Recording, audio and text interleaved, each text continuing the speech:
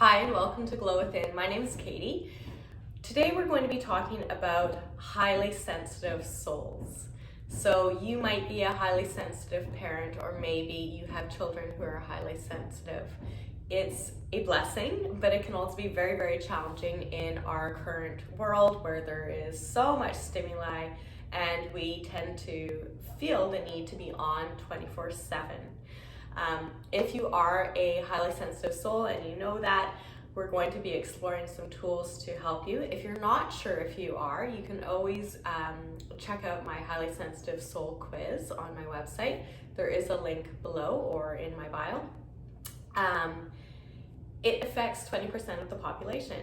So while it has some challenges, there are also so many gifts that come with being a highly sensitive person. We're very intuitive. We feel others deeply. We're very creative usually.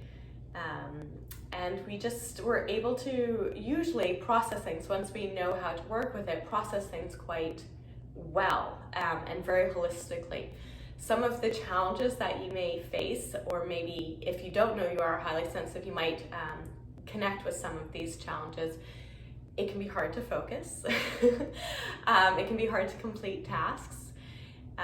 We're overwhelmed by stimuli often. So lights, sounds, smells, tastes even, a sensation on our skin.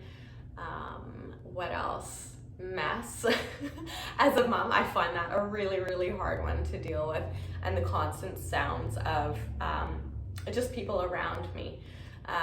You probably also struggle with being in big groups and need lots of time to retreat.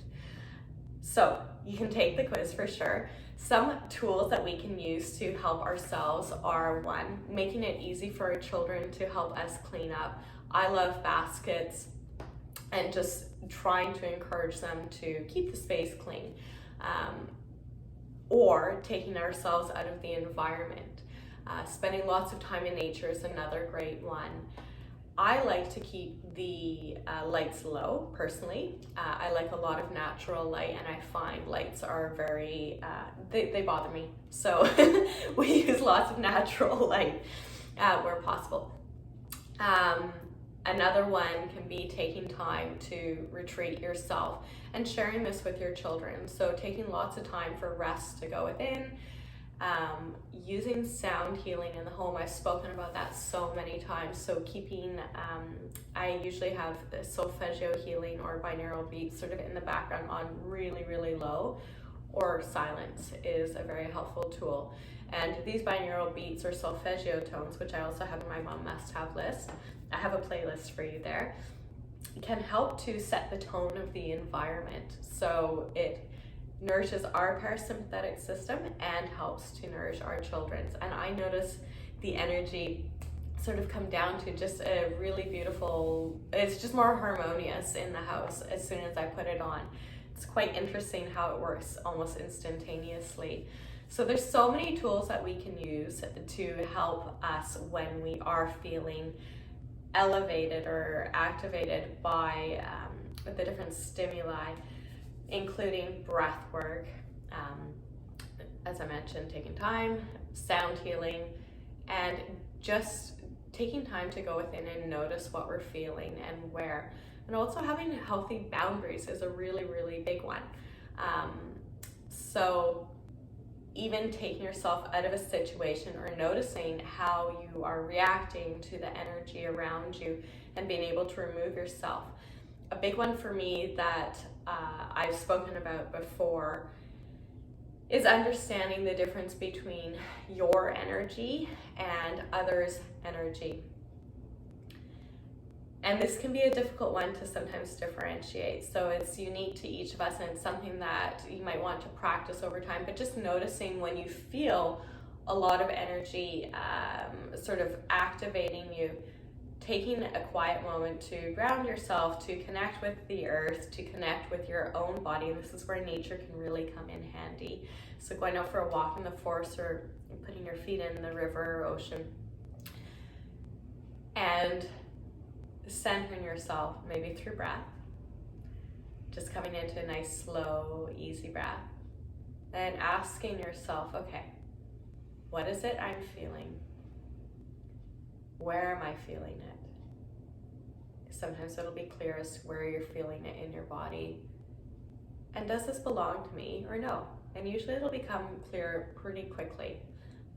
It does take a little bit of practice sometimes, but once you do realize if it is yours, it's easy to usually move through it. You're like, okay, well, what is the concern? What is it that I need to pay attention to?